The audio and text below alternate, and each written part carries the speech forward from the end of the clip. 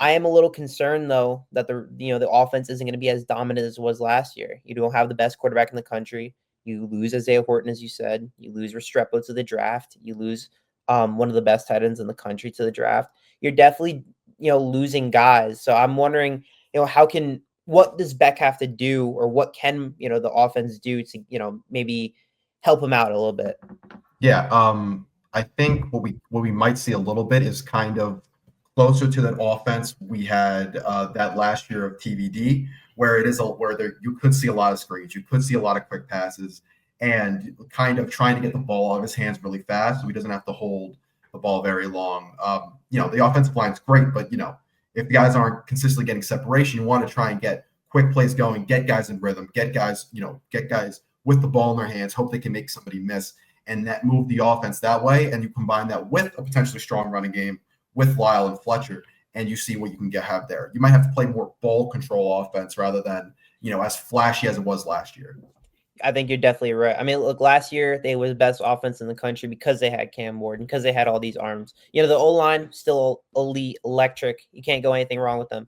And I think you mentioned a great point that Lyle and Fletcher, they're going to have to step up. They're going to have to be kind of the focal points of the offense. Surrounded by the wall of Mirabal. Just be that kind of group. If they can run the rock, if they can play that kind of, take control of the game. And then with the way that I would say the secondary looks with the transfer guys, I think that this team has a chance to be in a position where they can succeed, that they can exceed the 10-win season that they had. Think about it. Last year, they lost their 2 games. They lost to Georgia Tech because of some sloppy plays. Their offense wasn't as good as it wanted to be. But defense, they couldn't stop the run. Georgia Tech had over 200 yards rushing.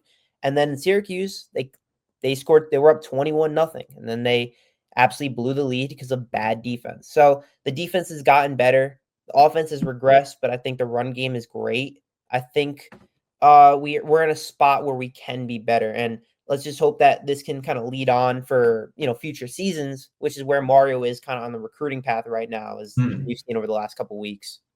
Yeah, and I mean we were talking about it earlier. I saw in our notes, like moving into the future, how does this team consistently try and recruit offense, especially when the last 2 years, last 3 years, it's more like a churning wheel of quarterbacks, which I think kind of halted the recruiting path on the receiving core in terms of transfers because Beck was a late addition. Guys had already made their decisions in the portal, and then Beck comes in, and then it's more like the portal's more bare than it was. Yeah. So moving forward, how do you think that changes? Well, so I'm hoping that we don't have to go into this revolving door of transfer quarterbacks. I mean, if we can and we get the best available transfer quarterback, I have no complaints with that. If we get the best available guy, but I think at some point I would like to have us develop some guys. And I mean, a guy like Luke Nichols, the obvious successor. I don't think Emory has what it takes, as we saw in the Pop-Tart Bowl.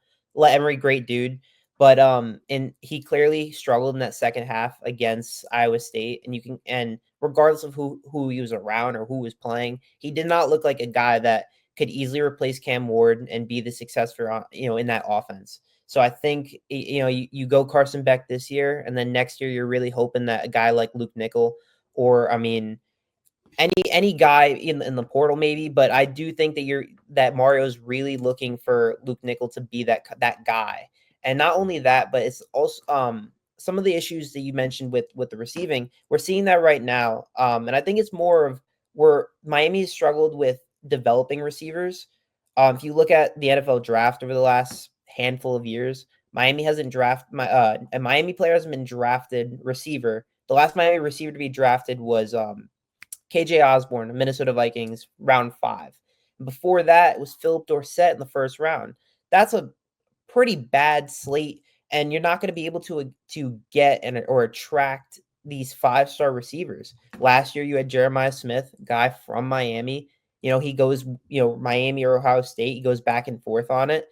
The problem is, he chooses Ohio State, right? Okay, whatever. Then last week, Calvin Russell, another 5-star guy, he picked Syracuse over, and Miami's out of the, he was in the top 8, falls out of the top 5. It's another, it's a loss for Mario that I think it's obviously bothering him that we can't, attract some of the elite level receivers that are in our backyard as well. Also, I just saw an interesting question here from Daryl over here. Yeah, I think probably is Emery, just because you do want to save that year from for Luke Nickel, and for the younger guys, have them take that redshirt year this year, and then next year if they can step into it, then they can kind of come into it. But I think Emery probably has that backup job. He knows the system the best of kind of these younger guys, and that's probably the route they're going to go. They're going to go with Beck. And so like a guy who's played in games, if you know hopefully Beck doesn't get hurt, but if he does, or if you're in blowout games, I think that's the guy you're going to probably see take those second string Yeah, reps. and I do think that with Emery, I mean, there are times if you watched them when Tyler Van Dyke was out in 2 years ago, it felt like there were times where you were asking Emery if they wanted Emery to. Emery wasn't given the opportunity to throw the ball downfield or anything of that nature. But honestly, I don't think he could have been able to. They weren't really letting him, but I also don't think he could have. They were doing a lot of screens, they were doing a lot of short passes, and nothing was really working. He was really didn't have any chemistry with the team, and I fear that if Emery were to get first team reps at any point, it could go pretty downhill for the team. So you're really hoping that Carson Beck can stay healthy throughout the year. Like I just said, I mean, between that and between not wanting to toss a freshman out there, a lot of the season for Miami's hopes does rest on will Beck be healthy? How healthy will he be going into it? And then because he hasn't been as active this offseason. What's the connection like between those receivers? It's a whole new group in there. They're getting adjusted to the offense. They're going to have to get adjusted to Beck. It's all a lot of moving parts. So I think especially earlier in the season, this team is going to have to rely on ball control, going to have to rely on defense. And I mean, there's not a lot harder of a fight you're going to have than Notre. It's just really unfortunate that week one you're going to have to face Notre Dame when you're going through all these changes. Those are the games you want to play. Week one, you're going up against our guy, one of your rivals from the 80s. That's the team you want to play. It's the team you want to beat when you're at home at Hard Rock on a Sunday night, week one. The unfortunate thing is you're bringing in Carson Beck for his first game. Now, I will say last year, the big concerns with Cam Ward was, can he get in week one against UF? Can he already start to gel with the players? They won 41-17. I understand UF had a down year, but he showed talent. I'm not comparing Cam Ward to Carson Beck, but I'm just saying that if they have a great summer and if they game plan for Notre Dame correctly, I think that they can obviously do it. And you're right that having Notre Dame week one instead of a tune-up game of a Bethune-Cookman or a USF does hurt. Definitely does hurt. You kind of just gotta hope for the best at this point, and we're lucky that at this point in the CFP, the way that they have the bracket, one loss doesn't end your season like it used to, and they have they have games that they can still win like UF, and they have a schedule that they can easily prove that they can be one of the best teams in the ACC. Yeah.